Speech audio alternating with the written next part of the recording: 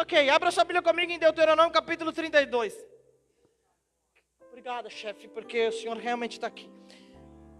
Inclinai os ouvidos, ó céus, e falarei, aleluia. E falarei e ouça, ó terra, as palavras da minha boca. Goteje a minha doutrina como a chuva, destile o meu dito com o orvalho, como chuvisco sobre a erva, como gotas de água sobre a relva. Porque apregoarei o nome do Senhor. Dai grandeza ao nosso Deus. Ele é a rocha cuja obra é perfeita, porque todos os seus caminhos juízos são. Deus é a verdade e não há nele injustiça. Justo e reto é. Corromperam-se contra ele seus filhos. Eles não são, e a sua mancha é deles. Geração perversa e torcida é. Recompensais assim ao Senhor, povo louco e ignorante. Não é ele teu pai que te adquiriu, te fez e te estabeleceu? Lembra-te dos dias da antiguidade, atenta aos anos de muitas gerações. Pergunta a teu pai e ele te informará, aos teus anciãos e eles os dirão. Quando o Altíssimo distribuía as heranças às nações, quando dividia os filhos de Adão uns dos outros, pôs os termos dos povos conforme o número dos filhos de Israel. Porque a porção do Senhor é o seu povo, Jacó é a parte da sua herança. Achou-o na terra do deserto, e num ermo solitário, cheio de uivos. Trouxe-os ao redor, instruiu, guardou-o como a menina do seu olho. Como a águia desperta o seu ninho, se move sobre os seus filhos, estende as suas asas, tomai-os e os leva sobre as suas asas. Assim, só o Senhor o guiou, e não havia quem com ele Deus estranho.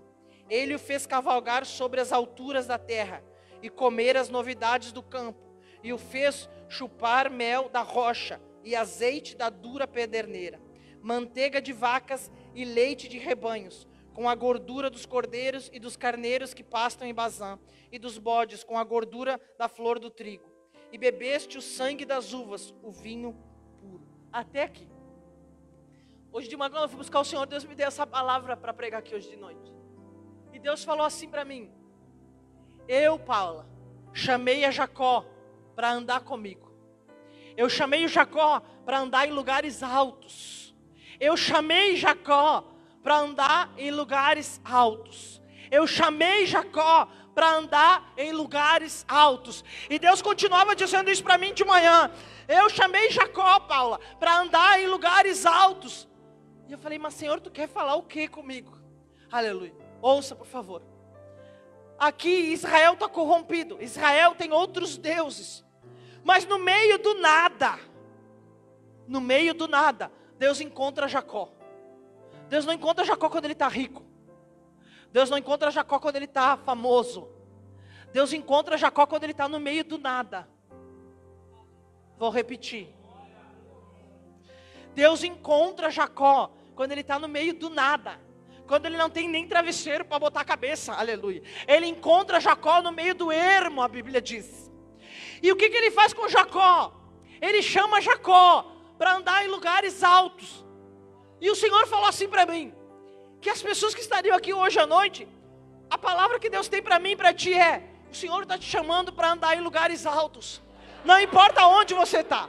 Não importa em que altura do caminho você está. Não importa, aleluia, se as pessoas te respeitam ou não. Não importa se as pessoas acreditam ou não. Não tem a ver com as pessoas, tem a ver com Deus.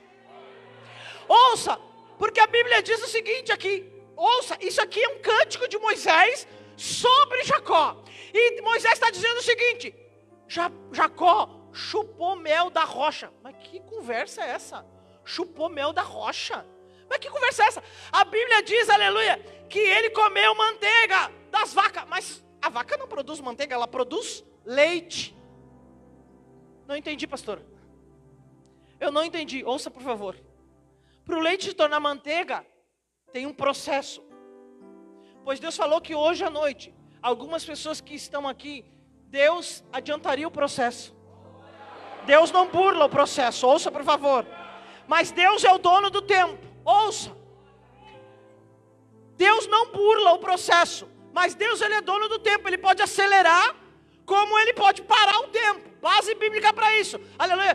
Aleluia. O cara não estava lá lutando e Deus não parou o sol, Deus não retrocedeu, Deus faz o que Ele quer. Eu tenho uma palavra para você. 2 dimensões.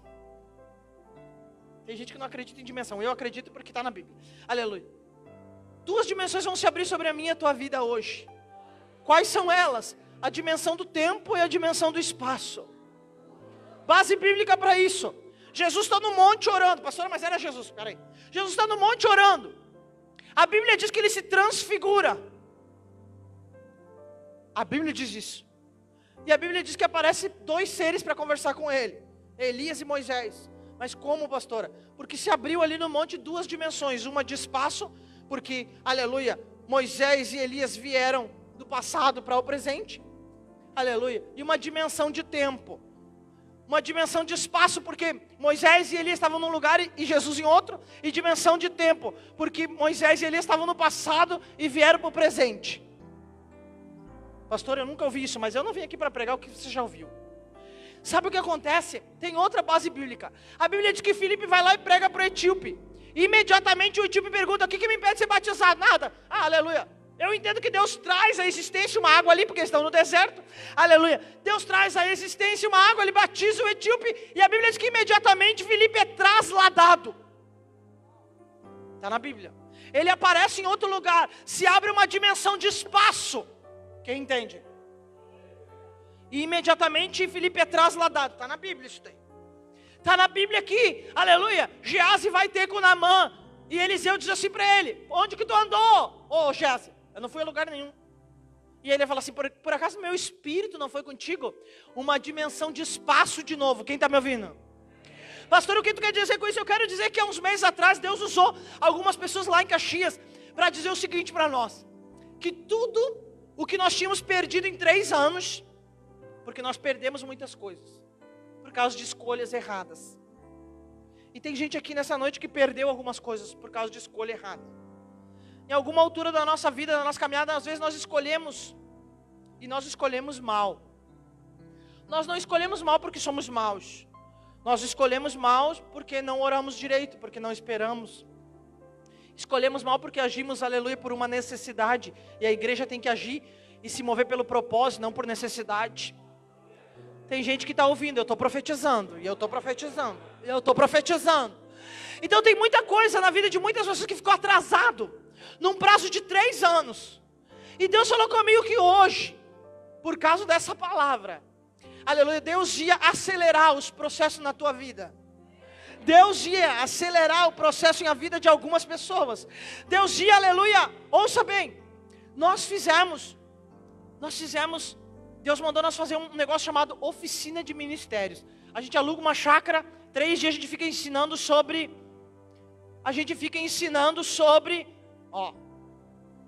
sobre os 7 montes de governo. Nós ficamos ensinando sobre isso 3 dias. Tem algumas pessoas aqui que já foram lá. O que acontece, pastora, lá? Acontece que o que Deus derrama lá, o que Deus nos ensina lá, é tão forte. Me ouça. Na primeira oficina de ministérios eu preguei sobre um monte de governo da mídia. E Deus falou assim para mim: fala sobre Nova York. Eu falei: mas não tem ninguém aqui de Nova York. Tinha gente de São Paulo, do Rio de Janeiro, de Curitiba, tinha gente do Uruguai, mas não tinha gente de Nova York. Aí eu falei assim: por que eu vou ter que falar sobre Nova York? E Deus falou assim: fala sobre Nova York. Eu falei: Senhor. Quando eu falei sobre Nova York, tinha um rapaz lá. E eu vi que ele e a mãe dele se olharam e se desesperaram. O pai do menino trabalha com mídia e mora em Nova York, e eu não sabia. Porque Deus junta quem Ele quer, separa quem Ele quer. Deus aproxima. Deus, ouça por favor, o que Deus estava... Enquanto você está aqui, aleluia, me ouvindo e pensando: onde é que essa pregação vai chegar? Eu vou te dizer. Sabe o que está acontecendo? A Bíblia diz que quando Ezequiel, ele chega no vale de ossos secos, ele começa a profetizar. Aleluia. A última palavra que ele vai profetizar, ele profetiza sobre os ventos. Ele profetiza para que o espírito volte para dentro do corpo. Isso é uma palavra profética. Eu e você nessa noite, nesse lugar, nós somos o corpo de Cristo. Lá vou eu de novo. E é necessário que o espírito volte para dentro do corpo. Então, enquanto eu e você estamos aqui, aleluia, aprendendo com o Espírito Santo, os 4 ventos do Espírito começaram já a girar aqui dentro. e começaram a soprar, e daqui a pouco, aleluia, você vai ver o que vai acontecer. Mas enquanto os ventos estão soprando, aleluia, tem alguém que está ressuscitando. Enquanto os ventos estão soprando, tem alguma junta que está sendo ligada. Enquanto o vento está soprando, tem algum osso que está se juntando a algum osso. Enquanto o vento está soprando, aleluia, tem alguns exércitos se colocando de pé. E Andaraçai não tem a ver com uma cidade só, mas tem a ver com uma nação inteira. Enquanto Andaraçai, eu estou profetizando. E o que tu quer falar com o pastor? É com andar em lugares altos. Sabe o que eu quero falar sobre andar em lugares altos? Eu quero falar o seguinte: quando as pessoas, aleluia, quando a Bíblia diz assim, ó, que Enoque andava com Deus, contigo aqui na terra, Enoque. Eu não tenho nada para fazer lá no céu, eu vou andar contigo aqui na terra. Pensamento da igreja velha. Pensamento da igreja velha. Quando a Bíblia diz, aleluia, que Enoque andava com Deus, não era Deus que descia, era Enoque que subia. Gente, pelo amor de Deus, Deus mandou eu perguntar no outro dia, no lugar que eu fui pregar: quem pensa que o trono de Deus é uma cadeira? Não levanta a mão. Pelo amor de Deus, que eu não quero saber quem é você. Porque tem gente que pensa que o trono de Deus é uma cadeira.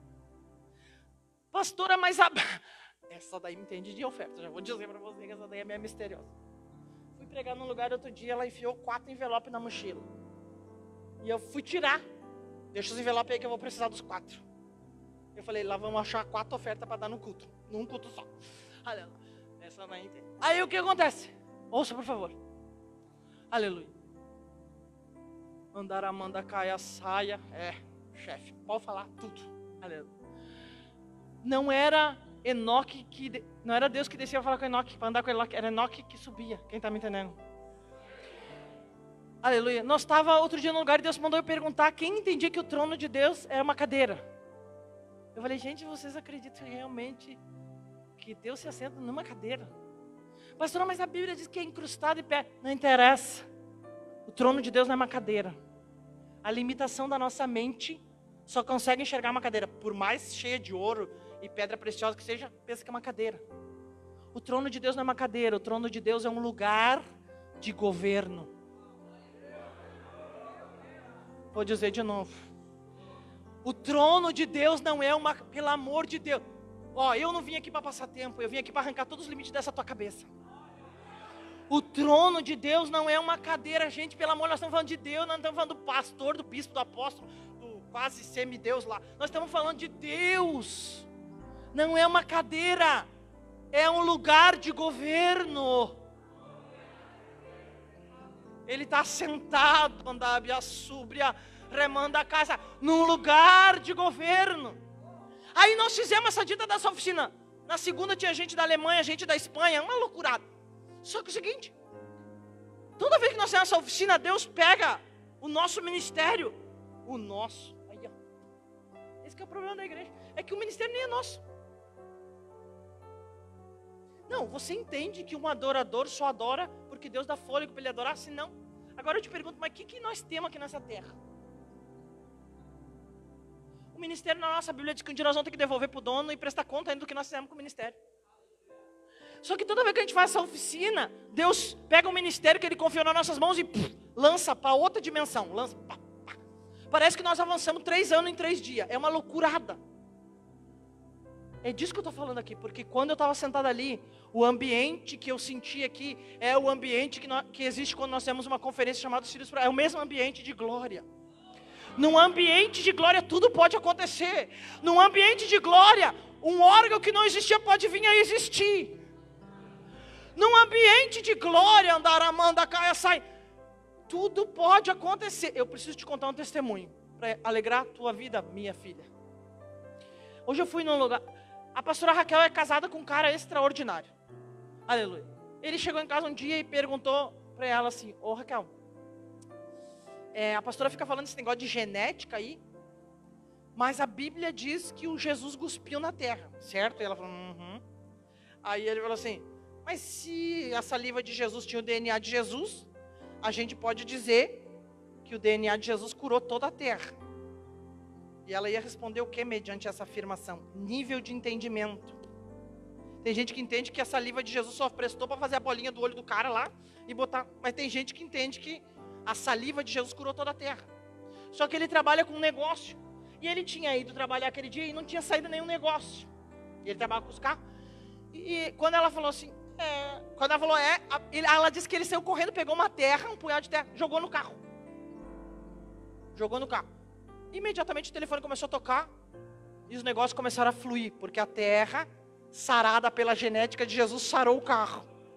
Nível de entendimento. Só que daí hoje eu fui na casa de uma pessoa, ela não conhece Júlio, mas ela me escutou eu contando. E ela falou, outro dia, pastora, estava uma tranqueira aqui. Ela falou assim, negócio é o seguinte, fui lá fora, peguei a terra e falei, Jesus, eu não conheço esse meu irmão, olha. Mas ele é meu irmão por causa dela. Olha o entendimento. Se tua saliva curou a terra aqui da minha casa também. Diz que ela pegou, subiu em cima da casa. Jogou terra em cima da casa. Jogou terra em cima do carro. Foi lá numa carteira que estava dando um problema lá, um documento. Jogou terra lá e falou assim, agora. E Deus começou a mover. Nível de entendimento. Se o teu entendimento até hoje achava que o trono de Deus era uma cadeira, deixa Jesus hoje destruir todos os níveis. E ampliar. Quem está entendendo o que eu estou falando? Ok. Eu não vou poder pregar o que eu quero, eu tenho que falar aquilo. Segunda-feira Deus mandou eu chamar na frente todas as mulheres que são donas de casa. Porque eu estava estendendo a minha roupa em casa e Deus falou assim para mim, que as donas de casa são as maiores, aleluia, administradoras e as maiores economistas do reino. Eu estou profetizando, cadê as donas de casa aí? Estou profetizando para te ficar rica já logo de uma vez. Como assim, pastora? Deus falou isso comigo. Porque as donas de casa conseguem fazer feira com moeda. Conseguem fazer mercado com moeda. Muitas vezes, é assim ou não é assim? Fiz muito. Aleluia. Quem está me ouvindo? Dona de casa consegue esticar comida, o arroz, o feijão. Quando não é milagre, é elas mesmas que esticam. Deus falou assim para mim, que as donas de casa do reino, elas são as maiores administradoras, as maiores economistas do reino. Só que elas não entendem que são. Porque o diabo veio e colocou uma mentira. Não, qual é a tua profissão? Dona de casa. Dona de casa não é profissão. Então pega um administrador, bota ele dentro da casa e administra a casa com moeda. Porque muitas vezes as donas de casa tiveram que administrar a casa com moeda. Muitas vezes. Muitas vezes. Minha mãe criou um tanto e pouco de filho, vendendo ovo e fazendo caixinha. E até hoje eu não consigo entender como é que ela nos criou. Eu quero dizer uma coisa para você. Todas as donas de casa estão autorizadas pelo Senhor para prosperar. E ninguém mais vai dizer que as donas de casa, aleluia, não é profissão. Vou dizer de novo, quando perguntarem para você, fala, pode falar, eu sou administradora do reino, economista do reino. Qual faculdade tu fez? Eu fiz a faculdade lá dentro da minha casa. E a última coisa que eu quero falar antes de orar com você. Eu estava ali adorando e Deus falou assim para mim, sabe o porquê que o inferno está com medo? Eu falei, Senhor, o inferno está com medo? Ele, aham. Vou dizer de novo, tem gente aqui hoje com medo do inferno. Mas eu tenho uma informação para você do céu. O inferno está com medo da igreja. O inferno está com medo da igreja. Por quê? Porque a igreja começou a se posicionar. Base bíblica, pastora. Presta bem atenção. No reino de Assuero, havia um decreto de morte sobre todo o povo de Deus. Um decreto de morte porque dentro do reino tinha um inimigo. Chamado Amã. Qual foi o problema de Amã, pastora? O problema de Amã foi Esther, uma mulher. Por que Esther foi o problema de Amã? Não é porque ela era rainha. Sabe qual que foi o problema de Amã? A Bíblia diz que Esther está andando dentro do palácio. Quem está me ouvindo ainda? Estou pregando. Pode ler todo o livro de Esther que você vai aprender muita coisa lá. Sobre reino.